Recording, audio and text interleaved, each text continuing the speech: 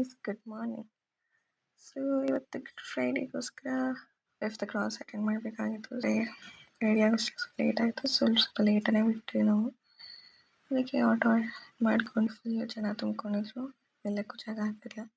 So ಆಚೆ ಕುತ್ಕೊಳ್ಳೋಣ ಅಂದ್ಕೊಂಡು ಆಚೆ ಕುತ್ಕೊಂಡು 5th ಕ್ಲಾಸ್ ಅಟೆಂಡ್ ಮಾಡಿ ಪ್ರಸಾದನ ನೋಡಿಕೊಂಡು ಅಲ್ಲೊಂದು ಸ್ವಲ್ಪ ಪ್ರೇಯರ್ ಮಾಡಿ ವಾಪಸ್ ಮನೆಗೆ ಬಂದ್ಬಿಟ್ಟು ಗಂಜಿ ಇತ್ತು. ಸೊ ಗಂಜಿನೇ ಕುಡಿದ್ವಿ. ಅಂದರೆ ಏನು ಮಾಡಬಾರ್ದು ಅಂತ, ಆದರೆ ಗುಡ್ ಫ್ರೈಡೇ ಅಂದರೆ ಗಂಜಿ ಜಾಸ್ತಿ ಮಾಡ್ತಾರೆ ಎಲ್ಲ ಮನೆಯಲ್ಲಿ, ಅಂದರೆ ಕ್ರಿಶ್ಚಿಯನ್ಸ್ ಮನೇಲಿ. ಸೊ ಗಂಜಿ ಕುಡಿದು 3 o'clock ಹತ್ರ ರೋಸ್ಟ್ರಿ ಮಾಡಬೇಕಾಗಿತ್ತು. ಸೊ ರೋಸ್ಟ್ರಿ ಎಲ್ಲಕ್ಕೂ ತಯಾರಿ ಮಾಡ್ಕೋತಿದ್ದೆ. ಆಮೇಲೆ ರೋಸ್ಟ್ರಿ ಕಂಪ್ಲೀಟ್ ಮಾಡಿ ಎಲ್ಲ ಮುಗಿಸಿ ಅಷ್ಟಕ್ಕೆ ನಮ್ಮ ಪ್ರಾಕ್ಟೀಸ್ ಇದೆ ಅಂತ ಗೊತ್ತಾಯಿತು. ಸೊ ಪ್ರಾಕ್ಟೀಸ್ಗೆ ಹೋಗಿ ಮುಗಿಸ್ಕೊಂಡು ಬಂದೆ. ಸೊ ಇವತ್ತಿನ ದಿನ ಇಷ್ಟೇ. ಬಾಯ್.